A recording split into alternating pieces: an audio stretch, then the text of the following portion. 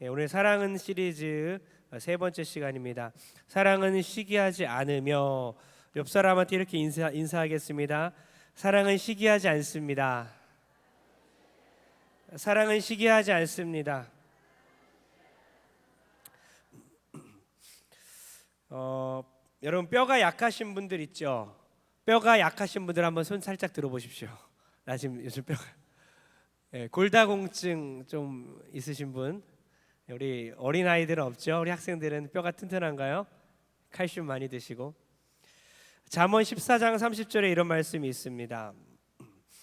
마음이 평안하면 몸에 생기가 돋아 질투를 하면 뼈까지 썩는다. 다시 한번 손 들어볼까요? 뼈가 약하신 분들. 여전히 드시는 분이 있는데요. 다시 한번 읽습니다. 마음이 평안하면 몸에 생기가 돋아 질투를 하면 뼈까지 썩는다. 썩게 하느니라. 여러분, 질투해서 내가 뼈가 이런가? 내가 시기해서 그런가? 여러분, 질투하지 않으면, 시기하지 않으면 뼈가 튼튼할까요? 그런 거 아닌 것 같아요. 시기하면 실제로 뼈가 썩는다는 뜻이 아니라, 시기를 하면 뼈를 깎아먹는 그 종양, 악성 종양처럼 해롭다, 영혼에 해롭다라는 뜻이죠. 그러니까 사랑은 시기하지 않는 것입니다. 시기하면 우리 영혼에 해가 된다는 것이죠. 참된 사랑은 시기하지 않습니다. 시기하지 않는 사랑을 회복하는 여러분 되기를 이 밤에 주의 이름으로 축원합니다. 여러분, 시기하는 감정을 먼저 인정해야 돼요. 시기하지 않는 사랑을 우리가 회복하려면 먼저 인정해야 합니다. 첫 번째는 인정하고 그것을 속히 다스려야 합니다. 시기하는 감정은 아주 자연스러운 감정인 것 같아요. 그것을 인정해야 합니다. 오늘 본문의 화법을 보면요, 사도 바울이 이렇게 말했잖아요. 사랑은 첫 번째 뭐죠? 사랑은 오래 참고, 사랑은 온유하며, 이렇게 나가다가 갑자기 세 번째 사랑은 시기하지 않으며. 이상하죠? 특이점이 뭐죠? 사도 바울의 화법 중에 사랑은 뭐뭐하며 긍정적인 언어로 표현하다가 갑자기 화법을 바꿔서 사랑은 시기하지 않으며로 바꿨습니다. 왜 그랬을까요? 그만큼 시기하는 마음이 모든 사람들에게 그것을 극복할 수 없는 통상적인 그런 감정 상태이기 때문이라는 것이죠. 이 시기하는 마음 자체가 모든 사람이 갖고 있는 마음 상태, 내면의 깊숙한 곳에 있는 것이기 때문에 사도 바울은 화법을 바꿔서 시기가 너무 익숙하기 때문에 시기하지 않으며 라고 직접적으로 말을 했다는 것입니다. 여러분, 시기한다는 건 뭘까요? 시기한다는 것은 타인이 좋은 것을 가졌을 때 마음이 아주 괴로운 것을 말합니다. 여러분, 어떠세요? 바로 옆에 있는 친구가 너무나 잘 됐어요. 그때 여러분 마음이 어떻습니까? 평안합니까? 불편합니까? 불편해요. 표현할 수는 없고. 이 마음을 오늘 건드리는 겁니다. 어쩌면 기독교가, 어쩌면 교회들이 꽁꽁 숨겨놓고 있는 이 시기의 마음을 오늘 사도 바울은 꺼내놓고 있는 거예요. 사랑은 시기하지 않는다. 시기란 건 뭐라고요? 타인이 잘 되는 것을 옆 사람이, 친구가, 가족 중에 누구가, 형제 중에 누구가 나보다 잘 되는 것을 보면서 속상하고 불편하고 괴로운 마음, 이것이 시기하는 마음이라는 거죠. 여러분, 이권사님이 큰아들이 있는데 이번에 대기업에 합격했대. 속이 부글부글 끓는데 말을 못하고, 그래, 잘 됐네. 김 집사님이 이번에 강남에 아파트를 샀다던데, 그래, 축하해, 이렇게 되는 거예요. 이런 얘기 들었을 때 우리 마음속에 행복한 마음이 듭니까? 불편한 마음이 듭니까? 불편한 마음이 드는데 표현을 못하고죠. 여러분, 다음 세대나 우리 학생들, 청년들의 표현으로 바꾼다면, 야, 니네 반 네 친구 걔 이번에 1등 했다며, 반에서 1등 했다며. 그래, 엄마 그 친구가 이번에 반에서 1등 했대. 너무너무 축하할 일이지? 이게 아니라는 거죠. 그래 하면서 비교가 되고 이것을 상대적 박탈감이라고 말합니다. 상대적 박탈감이 일어나는 거예요. 상대적으로 나는 열등한 존재가 되는 것이죠. 걔 이번에 평소보다 수능 잘 봐서 아주 좋은 대학에 인류 대학에 합격했대. 막 속이 막 불글불글 타는 겁니다. 왜 평소보다 잘 봤을까? 평소처럼 보지. 뭐 청년들은 그렇죠. 초등학교 때 동창 걔 있잖아. 공부도 되게 못하고 별로 이쁘지도 않았는데 이번에 시집 잘 가갖고 아주 부잣집 아주가 결혼해서 부잣집에 결혼했다더래. 행복하겠다, 부럽다 야, 이렇게 되는 거죠. 불편한 마음이 드는 거예요. 괴로운 것입니다. 이거 상대적 박탈감이라고 합니다. 상대적 박탈감이란 객관적으로 자신이 손해 보는 것은 없지만 타인이 이익을 보면서 그 이익과 나를 비교하면서 자신이 손해 보는 것처럼 느끼는 것을 상대적 박탈감이라고 합니다. 뭐라고요? 실제로 나는 손해 보는 게 없지만 상대방이 이익을 취함으로써 상대적으로 내가 손해를 보는 것처럼 느껴지는 것을 상대적 박탈감이라고 해요. 오늘날 우리 사회가 상대적 박탈감을 느끼는 사회입니다. 왜요? 경쟁 사회이기 때문에. 평생을 경쟁하며 살았고 지금도 경쟁하며 살고 나는 경쟁에서 밀릴지라도 우리 자녀는 이겨야 한다 하면서 막 자녀들은 막 쏘아붙이고 막 푸시하고 막 쪼고 이런 쳇바퀴 도는 상대적 박탈감을 느끼는 경쟁 사회를 기독교인들 살아가고 있는 거죠. 그러니까 인정했으면 좋겠는 것은 시기하는 마음, 이 상대적 박탈감 그것을 솔직하게 받아들이십시오. 주님, 나는 시기하고 있습니다. 주님, 말하지 못해서 그렇지 난 정말 화가 납니다. 저 인간이 싫습니다. 존재가 없어졌으면 좋겠습니다. 이 정도까지입니다. 주님, 상대적 박탈감 느낍니다. 저 사람 때문에 내가 더 가난해 보이고 내가 더 부족해 보입니다. 솔직했으면 좋겠는 거. 하나님한테만이라도 솔직했으면 좋겠어요. 나 아무렇지도 않아. 걔는 걔고 나는 나야. 속은 막 불글불글. 지가 뭐라고, 잘나면 얼마나 잘났길래, 지가 뭐 특별해? 속은 이러고 있으면서 겉으로는 괜찮아, 잘됐네, 축복해, 사랑해. 여러분, 그렇게 속마음을 감추고 있으면 시기하는 마음은 해결되지 않습니다. 시기하는 마음, 내가 하나님 앞에서 상대적 박탈감이 있다, 솔직하게 이것을 받아들이고 인정해야 됩니다. 그럴 때 다음 단계로 나갈 수 있는 거예요.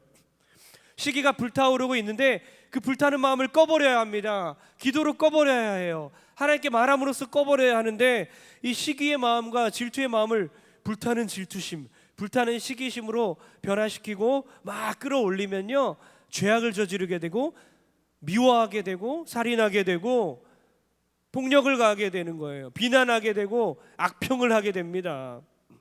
여러분, 참 사랑이신 우리 주님께 우리의 마음을 해결해 달라고 기도하는 여러분 되길 이 밤에 주의 이름으로 축원합니다. 사울왕은 시기했어요. 하나님께 이것을 말하지 않았습니다. 이 시기하는 마음을 다스리지 못하고 10여 년 동안 시기하는 마음을 부글부글 끓어서 타올라서 다윗을 죽이려고 쫓아다녔어요. 나의 자리를 내줘야 하는 이 감정 못 참겠는 거예요. 내 자리를 빼앗기는 이 감정 못 참겠는 거죠. 여러분, 사울의 마음을 여러분 아시는 분 계시나요? 사울의 마음 진짜 힘들었겠다. 사울 욕했잖아요, 다들. 다윗만 칭찬하죠. 사울의 마음을 진짜 공감하시는 분 있나요? 진짜 힘들었겠다. 진짜 고통이었겠다. 그런 생각 안 해봤어요? 사울을 뭐 흠모하고 그런 건 아닙니다. 사울 왕의 편이라서 그런 게 아니라 사울 왕의 마음을 알아야 되는 거예요. 왜 그랬을까? 그냥 미쳐서 그런 건 아니잖아요. 사람이잖아요. 그 마음이, 시기하는 마음이 막 불타는데 그걸 끄지 못하니까 죄로 변화되는 거예요. 사울의 마음 모르겠어요? 왕이 돼봤어야 알지. 왕이 돼봤어야 알죠.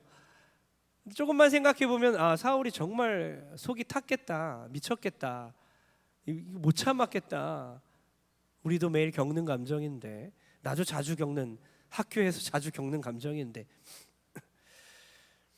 사울은 천천히고 다윗은 만만이다. 이 노래를 귀로 들어보십시오. 왕인데, 왕임에도 불구하고 왕이 아닌 사람이 만만이고 나는 천천히다. 내가 1000명을 죽였으면 다윗은 10,000명을 죽였다. 전쟁의 공로가 다윗이 크다는 거죠. 나는 자리를 내줘야 되는 거예요. 여러분, 사울은 수많은 회개의 기회들이 있었고 이 감정을 다스릴 기회들이 있었지만 시기의 마음을 다스리지 못했고 이 마음을, 감정을 하나님께 토로하지 못했고 평생을 그가 그래서 허비하였고 평생을 시기를 다스리지 못하며 이스라엘 백성도 다스리지 못하며 자기 마음도 다스리지 못하며 결국에는 평생을 다윗을 죽이려는 데 헌신하게 되는 거예요. 사울왕의 길을 가지 않는 여러분 되길 주의 이름으로 축복합니다. 여러분, 또한 가까운 사람일수록 더 시기의 감정은 타오릅니다. 가까운 사람일수록 이 시기의 마음이 더 빨리 불이 붙게 되고 더 활발 타오르죠. 심리학 연구에 따르면요, 가까운 사람의 성공일수록 시기심은 강하고 부정적으로 나타난다고 합니다. 타 교회 사람보다 이 교회에서, 우리 교회에서 겪는 감정이 더, 기분 나쁜 감정이 더 큰 거예요. 관계없는 사람의 성공은 때론 동기부여가 되기도 합니다. 아, 그치, 기분 나쁠 수도 있겠지만 나도 그렇게 돼야지. 관계없는 사람이니까 자극이 될 수도 있지만 가까운 경우라면 위협으로 인식이 되는 거예요. 위협적으로 다가옵니다.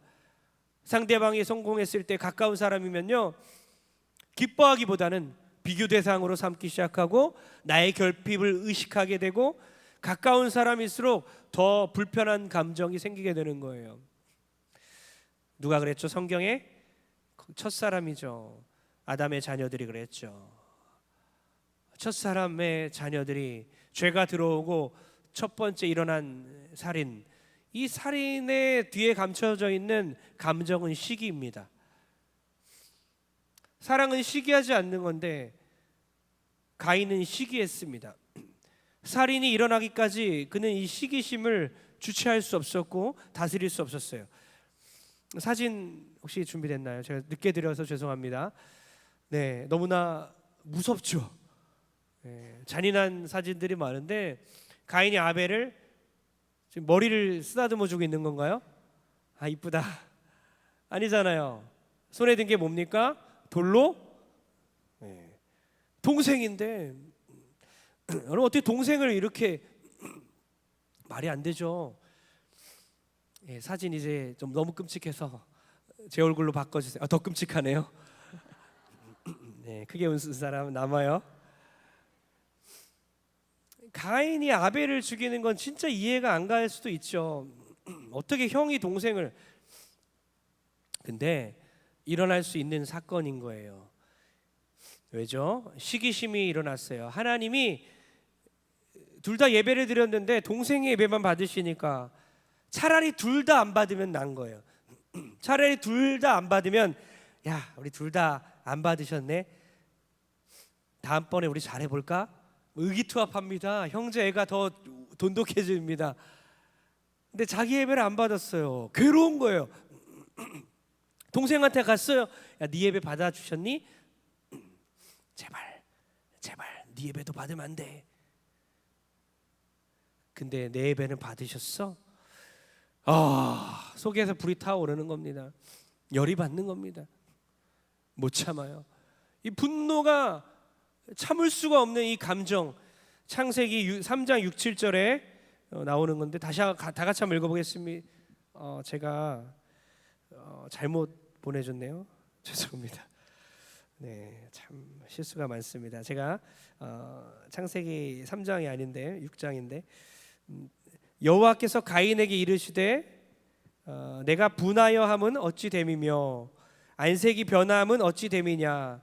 내가 선을 행하면 어찌 낯을 들지 못하겠느냐. 선을 행하지 않으면 죄가 문에 엎드려져 있느니라. 죄가 너를 원하나 너는 죄를 다스릴지니라. 창세기 3장에 죄가 들어오지 않습니까? 그리고 나서 제일 먼저 일어난 건 뭡니까? 가인이 아벨을 쳐서 죽이는데, 그때 하나님께서 가인의 예배를 받지 않고 아벨의 예배를 받았을 때 가인의 얼굴이 변합니다. 안색이 변하고 부글부글 끓고 아벨을 죽이고자 하는 거죠. 하나님께서 기회를 주시는 거죠. 너 어떻게 낯을 들지 못하냐. 죄가 네 문 앞에 있다. 너는 죄가 너를 원하지만 너는 죄를 다스려야 해. 다스려야 한다고 분명히 말씀하시는데 가인은 다스리지 못합니다. 그리고 그 마음을 주체할 수 없어서 아벨을 들에 있을 때에 쳐서 죽이죠. 여러분, 시기하는 마음을 그냥 놔두면 안 되는 거예요.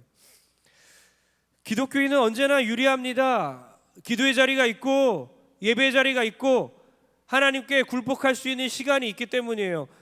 시기하는 마음 기도로 해결될 줄 믿습니다. 시기하는 마음을요 익히면 골치 아픈 거예요. 레어에서 끝나야 합니다. 여러분, 웰던으로 가면 안 돼요.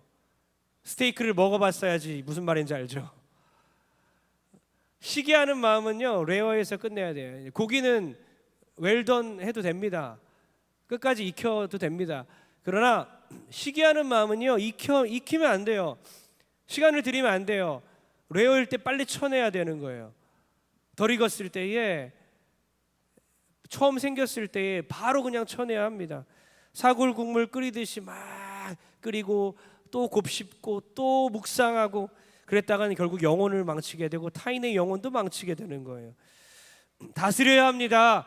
하나님께서 가인에게 그 시기하는 마음을 발전시키지 말고 다스리라 라고 말씀하신 것처럼 시기라는 이 감정을 계속해서 익히는 것이 아니라, 계속해서 묵상하는 것이 아니라 하루빨리 막 생겼을 때에 다스리고 정복하는 여러분 되길 주의 이름으로 축원합니다.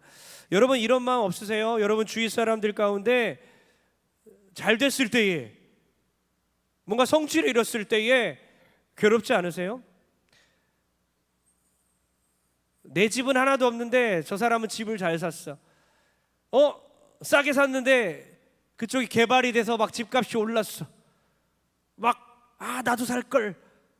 그때 영끌했어야 되는데 막 속이 부글부글 타는 거예요. 그 사람을 막 미워하기까지 해요. 비난하고 악평을 막 만들어 합니다. 여러분, 사촌이 땅을 사면 어디가 아프죠? 네 배가 아파요. 사촌이 땅을 샀는데 네 배가 아파요. 이 속담이 있어요. 여러분, 지금 말씀하신 분들 어때요? 익히 알고 있는 것이고, 그렇지, 속담의 의미가 모두 다 그렇지, 이해가 되지, 사촌이 땅을 사면 내 배가 아픈 거지, 다 이해하고 있다는 것은, 왜 되묻지 않아요? 여러분, 왜 내 배가 아프죠? 사촌이 땅을 샀는데 왜 나의 배가 아프죠? 라고 되묻지 않고 다 끄덕이면서 이해가 되는 이유는 다 동일한 감정을 경험했고 이것이 당연하기 때문이에요. 사촌이 땅을 사면 배가 아플 수 있다는 것을 우리 모두가 인정하고 있습니다. 가까운 친구 중에, 가족 중에 땅을 샀다, 나는 속이 뒤틀린다, 가까운 사이일수록 더 배가 아프다, 그것을 모두가 인정하고 있다는 거죠. 친한 친구가 망했어요. 괴롭죠? 친구야 어떻게, 너를 위해 기도할게. 정말 괴롭죠. 정말 친한 친구고 정말 가까운 사이고 그 친구가 망했어요. 얼마나 괴롭습니까? 그런데 그 친구가 성공했다, 더 괴롭습니다. 더 괴롭다고요.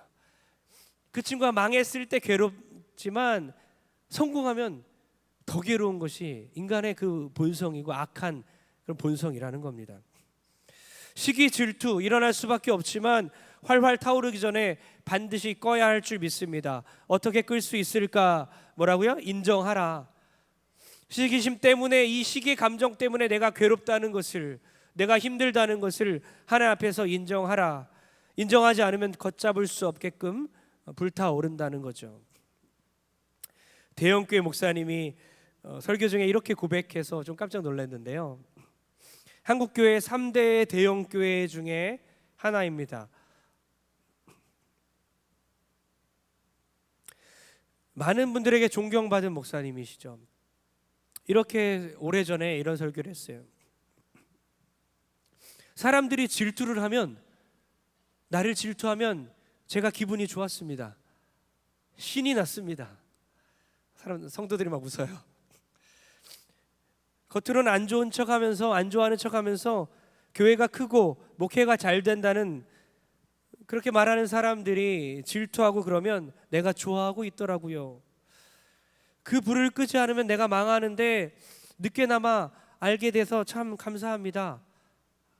그러면서 계속 이렇게 말씀하셨어요. 질투의 불을 끄지 않으면 계속해서 더 나은 사람을 부러워하게 됩니다. 세상에서 가장 어리석은 사람은 남에게 부러움을 주고 그리고 기뻐하는 사람입니다. 그렇게 하면서 자신이 때로는 나를 질투하는 사람들이 있을 때 내가 그것을 은근슬쩍 기뻐하고 있다는 것을 고백했어요. 여러분, 그렇게 자기의 연약함을 하나님께 인정하시니 그가 하나님 앞에서 인정받은 그런 목사님이 된 것 같습니다.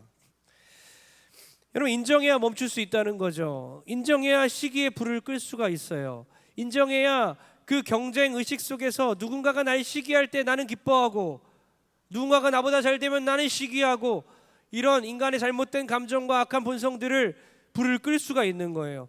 인정해야 내가 진짜 사랑을 할 수가 있습니다. 사랑은 시기하지 않습니다. 사랑은 다른 사람이 잘 될 때에 속에서 올라오는 분노를 가라앉는 것이 바로 사랑입니다. 분노를 내가 다스리는 것이 사랑입니다. 참된 사랑을 회복한 여러분 되길 주의 이름으로 축원합니다. 인정하고 다스리라. 또한 두 번째이자 마지막은요, 시기하는 마음을 없애고 진정한 사랑을 회복하기 위해서는 주님이 나에게 주신 포지션에 감사할 줄 알아야 합니다. 나에게 주신 포지션에 감사하는 것이죠.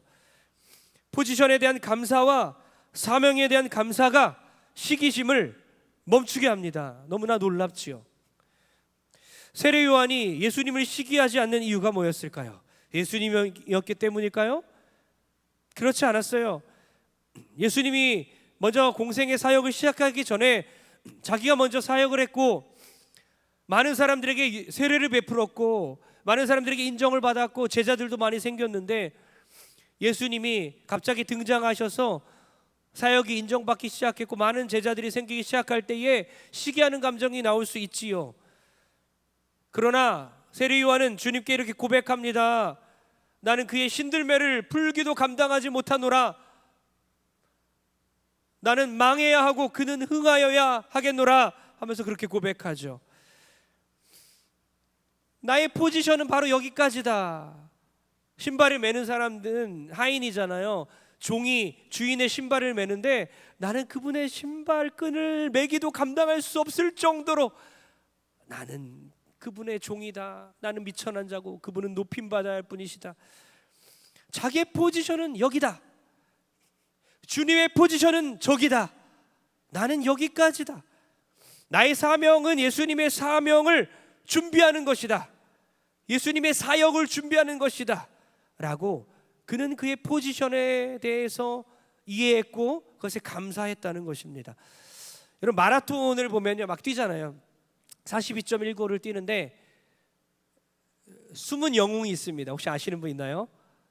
이 스포츠 퀴즈인가요? 마라톤에서 주인공을 돋보이게 하는 역할을 하는 사람을 뭐라고 합니까? 나왔어요. 우리 초등부에서 말했나요? 아니, 선생님이 말한 것 같은데. 예, 페이스메이커입니다. 페이스를 조절하는 분. 우리 박미라 선생님이 말씀하셨나요? 네, 우리 초등부 학생이 말했으면 맛있는 거 사주려고 했는데 우리 박미라 선생님이 말씀하셨으니까 박미라 선생님이 초등부 한 명에게 맛있는 거 사주면 될 것 같아요. 페이스메이커가 있어요. 여러분 모르셨죠? 마라톤을 뛰면 그 한 사람 한 사람만 중요한 게 아니라 페이스메이커가 숨은 조력자 역할을 감당합니다. 20세기 초에 생긴 그 역할이 바로 페이스메이커 역할입니다. 마라톤 러너들이 뛰는 사람들이 기록을 더 잘 세우기 위해서 세계 신기록을 세우고 자기의 기록을 경신하기 위해서 더 좋은 기록을 세우기 위해서 페이스메이커가 어느 구간까지 함께 뛰어주는 거예요. 그러면 마라톤 주자들은요, 그 페이스메이커를 따라서 뛰는 거죠. 뛰다 보면 자기가 어느 정도 조절을 할 수 있게 되고 결국엔 42.195km를 완주하게 되는 거예요. 특정 구간까지 막 선두를 달리면서 속도를 유지해주는 그 페이스메이커가 있다는 겁니다. 그리고 그는 사라집니다. 그 무대에서 사라집니다. 세례 요한처럼 말이죠, 사라져요. 근데 페이스메이커가 자기 포지션에 대해서 불만을 가지면요, 그때부터 그 역할을 감당할 수 없게 되는 거죠. 페이스메이커는 조연 역할입니다. 주연을 돋보이게 하는 역할이에요. 세례 요한이 딱 페이스메이커였습니다. 예수님의 사역을, 주님이 오시는 길을 예비하는 자, 주님의 사역을 돋보이게 하는 자, 신랑의 들러리 역할을 하는 자. 일정 기간 사역하고 그는 비참하게 목이 잘려 순교합니다. 젊은 나이에 비참하게 그렇게 역사 속에서 사라져 버립니다. 정말 저의 인생은 불쌍하고 저렇게 살면 안 되는데 라고 하겠습니까? 주님은 세례 요한을 그렇게 평가하지 않았어요. 주님이 이렇게 말씀하십니다. 여자가 낳은 자 중에 세례 요한보다 큰 자가 없다. 여자가 낳은 자 중에, 모든 남자들 중에 세례 요한보다 큰 자는 없다. 가장 큰 자다라는 거죠. 여러분, 하나님께서 여러분에게 주신 이 사명의 자리, 지금 사명의 자리에 만족하십니까? 만족하십니까? 할렐루야.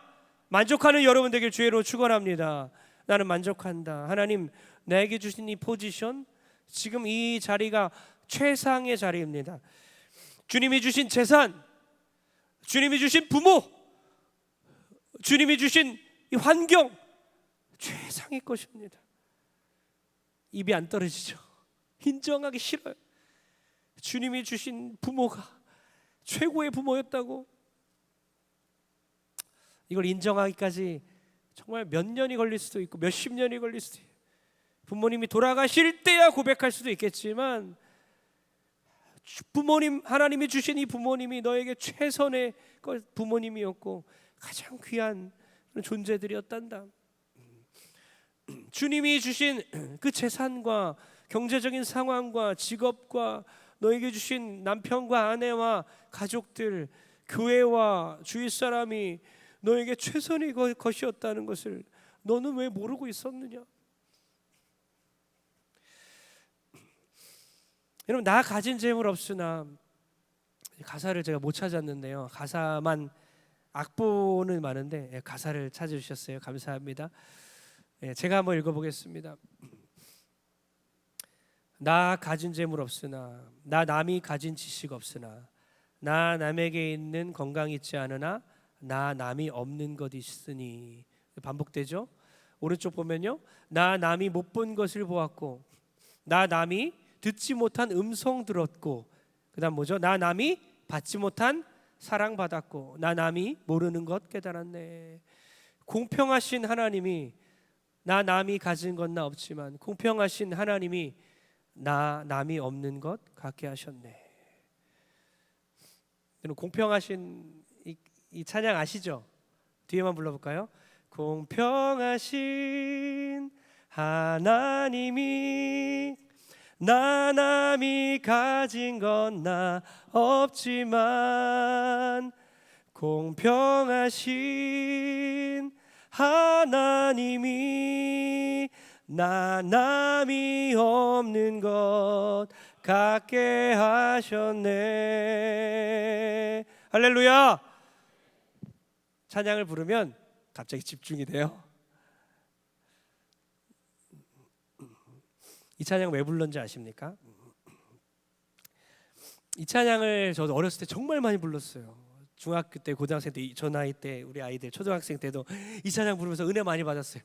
나 남이 가진 재물 없으나. 초등학교 때, 중학교 때 돈 없잖아요. 나 남이 가진 지식 없으나, 공부 잘 못했어요. 공평하신 하나님 하면서 눈물 흘리면서 청년 때 얼마나 많이 불렀는지 모르겠어요. 부를 때마다 가슴을 쳤어요. 근데 어느 날 그렇게 나에게 눈물을 나게 했던 이 찬양의 어떤 의미를 누군가 다시 일깨워주는 글을 보면서 더 큰 눈물을 흘리게 됐는데, 뭐였냐면요, 정말 재물이 없냐, 정말 가난하기 때문에 이 찬양에 은혜 받는 거냐, 정말 지식이 없어서, 정말 남이 가진 지식 없어서 이 찬양을 부르는 거냐, 이렇게 되묻는 그런 메시지였습니다. 늘 불러왔던 찬양인데 내가 이것을 부를 자격이 있을까? 정말 힘든 사람이 많은데 정작 이 찬양을 작사했던 송명희 시인의 뇌성마비로 고통받았던 그 사람의 모습을 아는데 어떻게 내가 정말 가진 재물 없다고 고백하며 눈물을 흘리고 어떻게 남이 가진 지식 없다고 눈물을 흘릴 수 있을까? 이런 깨달음이었어요. 오늘 설교 준비하면서 이 찬양을 제가 왜 불렀냐면 여러분도 한번 생각해 보십시오. 저는 이렇게 생각합니다. 혹시나 이 나 가진 재물 없으나 이 찬양이 오늘 본문과 연관이 있는 건 아닌가? 하나님 그런 마음을 주셨어요. 어떤 연관성입니까? 시기하는 마음이에요. 시기하는 마음. 남이 나보다 더 높은 위치, 남이 나보다 더 많은 재산과 지식과 남이 나보다 더 잘 되는 것에 대한 시기하는 마음, 그것이 깔려 있는 상태에서 불렀을 때 은혜 받을 수 있는 거예요. 나 남이 가진 재물 없으나 남보다 내가 더 많은 재물이 있어야 하는데, 나 남이 가진 지식 없으나 나 남보다 더 지식이 많아야 돼. 우리 자녀들이 더 좋은 지식을 얻고 대학을 가야 되는데, 더 좋은 데 취업을 돼야 되는데, 그러면서 눈물을 흘리는 거예요. 나 남이 가진 재물 없으나 남들보다 내가 더 가난하니까 더 부유해야 되는데, 하나님 남들보다 더 가진 지식이 없어. 하나님 어찌합니까? 내가 더 잘 되고 싶은데. 이런 시기하는 마음에서 눈물을 흘렸던 건 아닌가라고 내가 제 자신을 돌아보면서 이 마음을 나누고 싶더라는 거죠. 여러분 어떻습니까? 여러분 이 사진을 보고도 이런 찬양을 우리가 그런 마음으로 부를 수 있을지 모르겠어요. 송명희 시인의 얼굴이 있습니까 혹시? 예. 저분이 부를 수 있는 찬양이었던 거예요. 입에다 펜을 꽂고 이게 뇌성마비로 온몸이 마비가 된 상태에서 붙들 수 있는 분은 하나님밖에 없어서 연필을 입에다 물고 글을 써내려가면서 나 가진 재물 없습니다. 나 남이 가진 지식 없습니다. 그러나 내가 주님의 음성을 들었고 주님을 보았습니다. 남들이 받지 못한 사랑을 내가 받았습니다. 그래서 공평하신 하나님이라고 그녀가 찬양을 불렀다는 것입니다. 사랑하는 우리 성도님들, 어쩌면 이 찬양을 부르며 다시 한번 더 큰 눈물을 흘려야 되는 것은 내가 혹시나 더 잘 살고 싶은 마음과 남들보다 재산이 더 많고 지식이 더 많았으면 좋겠다는 그런 시기심과 그런 열등한 마음 가운데 이 찬양 가운데 은혜 받았다면 나를 용서해 주옵소서 하는 회개하는 눈물이 다시 한번 이 찬양 가운데 있어지고 이 찬양의 진정한 의미를 다시 한번 깨닫는 우리 모든 성도 되길 주의 이름으로 축복합니다. 다니엘과 세 친구는요 바벨론의 포로로 끌려갔을 때에 흠이 없고 용모가 아름다우며 지혜와 지식이 뛰어난 사람들, 그 사람들을 왕이 선별하여 뽑게 되는데요, 다니엘과 세 친구 귀족들만 뽑아서 바벨론으로 끌고 가서 완벽한 그 소년들을 만들기 위해서 3년 동안 왕이 주는 음식과 포도주를 마시게 합니다. 그 그룹에 다니엘과 세 친구가 뽑혔습니다. 엘리트 중에 엘리트 집단에 들어갔는데 얼마나 경쟁이 심했을까요? 상위 1% 안에 들어가는 사람들끼리 모여 있는 거예요. 그 중에 3년 동안 더 경쟁하라고 합니다. 더 경쟁하면서 용모를 가꿔야 됩니다. 완벽하게 몸을 가꿔야 되는 거예요. 왕이 먹는 음식을 먹게 하고 나중에 3년 후에 왕 앞에 서게 합니다. 고등학교 3년 동안 대학 입시를 준비하는데 특별한 엘리트들만 모여서 준비하고 있는 그런 과정인 거예요. 그런데 다니엘과 세 친구가 말하죠. 저희는 뜻을 정했습니다. 저희는 뜻을 정했습니다. 뭐냐 그게?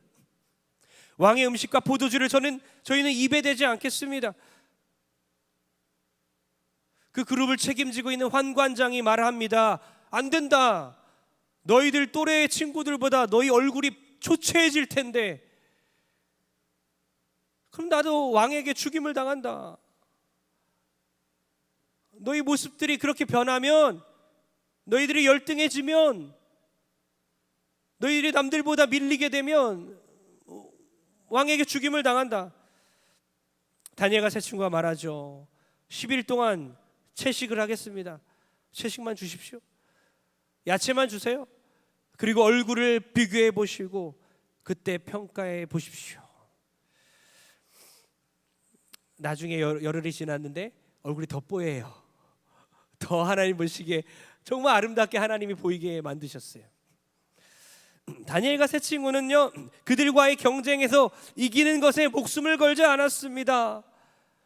내가 하나님의 뜻에 맞는 사람인가, 그것이 중요했던 것입니다.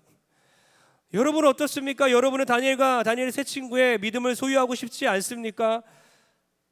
타인의 잘 되는 것에 불안해하지 않고 다른 사람들이 잘나서 내가 상대적으로 박탈감을 느끼고 그런 것이 아니라 내가 말씀을 지키느냐 안 지키느냐에 목숨을 거는 것이에요.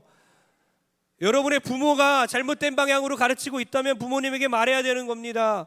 부모님, 저는 다니엘과 세 친구가 되고 싶습니다. 하나님 보시기에 아름다운 사람, 경쟁에서 이기는 존재가 아니라 하나님의 말씀에 지키는 데 목숨 거는 사람, 예배하는 사람, 찬양하는 사람이 되고 싶습니다. 그래서 이 밤에 공부하지 않고 여기 나온 것입니까? 너무나 아름다운 아이들이죠. 주께서 심지가 견고한 자를 평강하고 평강하게 지키시리니 이는 그가 주를 신뢰함이니이다. 할렐루야. 이사야 26장 3절 말씀이죠. 그 심지가 견고한 자를 평강하고 평강하게 지키신다. 왜요? 그가 주를 신뢰하니까. 우리가 주님을 신뢰할 때에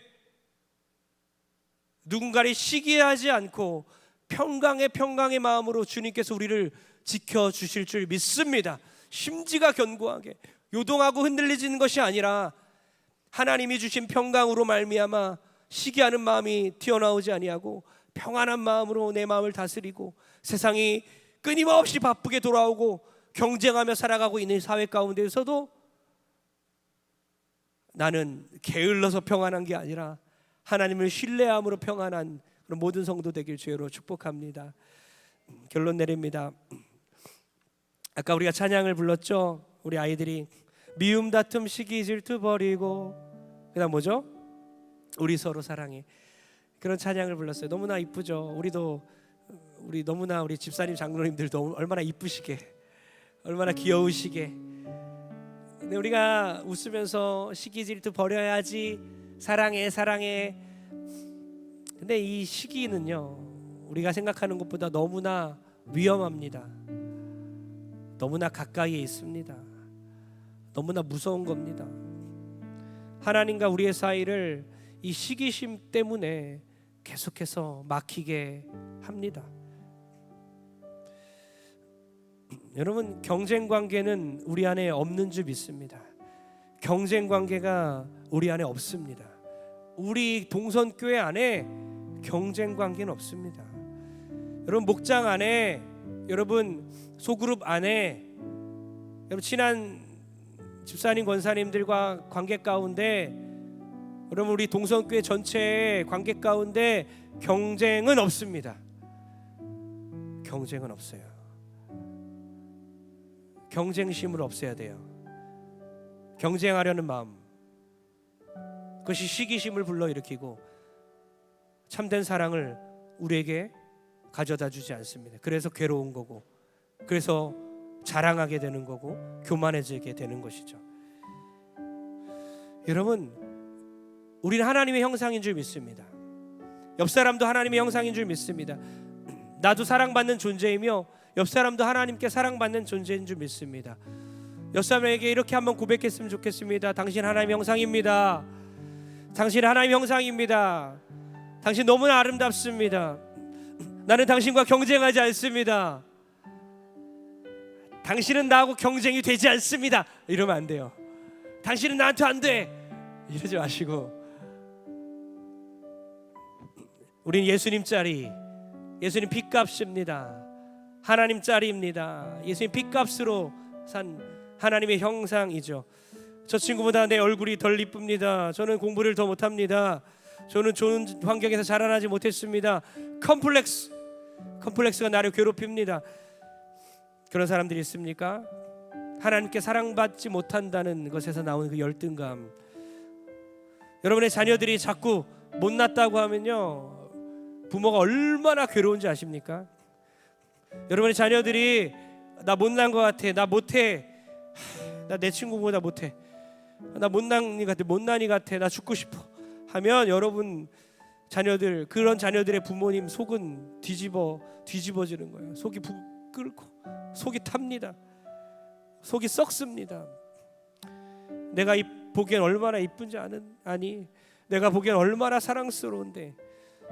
하나님도 마찬가지죠. 하나님 우리에게 사랑한다고 고백하시는데 계속 우리가 나 못났다, 나 열등합니다, 나 부족합니다, 나는 정말 아무것도 못하고 바보 같고 남들에 비해서 정말 열등한 존재라고 말할 때 하나님 얼마나 속이 타시겠습니까? 하나님 속은 말이 아닐 것입니다.